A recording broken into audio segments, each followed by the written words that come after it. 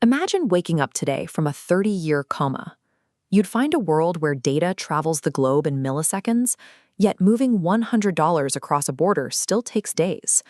This delay exists because we are still operating inside a legacy financial system built for a brick-and-mortar world. In this era, setting up an account meant standing in a physical queue and waiting for a human teller to process your request. Every transaction required manual verification, recorded in physical passbooks and verified against paper ledgers. This analog approach to record-keeping is the DNA of the system we use today.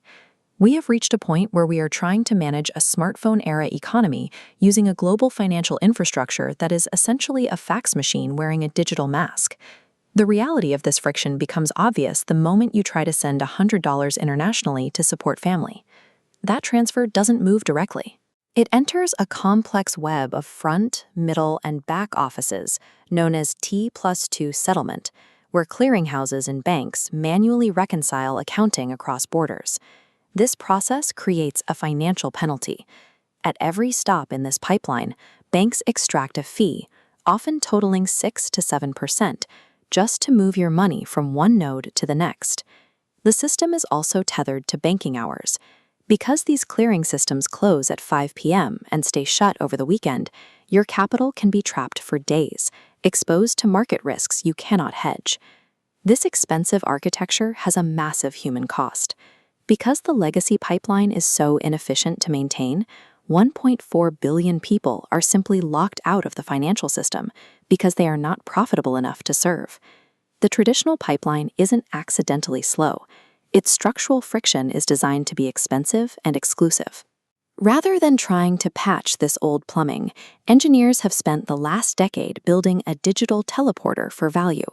This visualization shows the difference between the old routing and atomic settlement. On the blockchain, there is no T+2 delay. Value moves from peer to peer instantaneously. The blockchain bypasses traditional toll booths. Instead of losing $7, the transaction fee drops to about 10 cents. Because the network is maintained by code rather than office buildings, there are no market closures. The infrastructure is always on, processing transfers 24 hours a day, every day of the year. Stablecoins and crypto are not just new assets, they are a complete rebuild of the world's financial architecture into a borderless utility. To understand why this shift is happening, look at the fractional reserve model. In traditional banking, up to 90% of your deposits are lent out, which carries systemic hidden risks. The crypto movement was born from a loss of faith in these centralized platforms. The collapse of institutions like Lehman Brothers proved that centralized trust can vanish the moment the underlying risks are revealed. The alternative is a glass vault, known as proof of reserves. Instead of blind trust, this system uses math to provide a verifiable one-to-one match of user deposits to assets held on the blockchain. This level of transparency is drawing in the biggest names on Wall Street.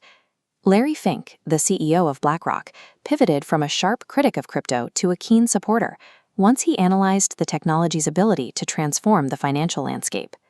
Even Jamie Dimon of JP Morgan, a fierce defender of legacy banking, has moved his firm toward embracing blockchain mechanics for tokenized deposits.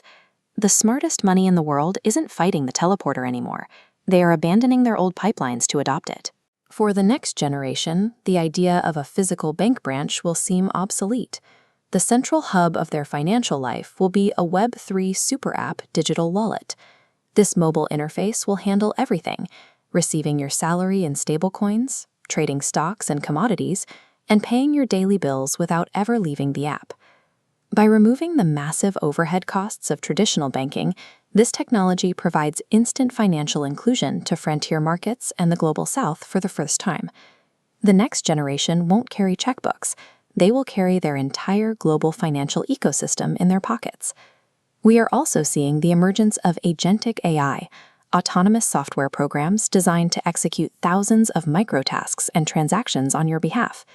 If an AI agent needs to pay for server data at 3 a.m., it creates a logistical problem for traditional finance. A machine cannot wait 3 days for a bank wire to clear or wait for a branch to open on Monday morning.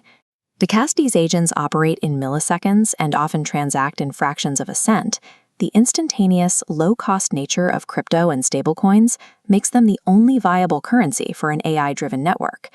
However, this speed comes with a trade-off. Without a centralized bank acting as a safety net, individuals are directly exposed to scammers and bad actors who can target you with the same high-speed technology. The financial system is receiving a profound upgrade, but true financial freedom requires you to do your own research so you aren't left holding a fax machine in the AI era.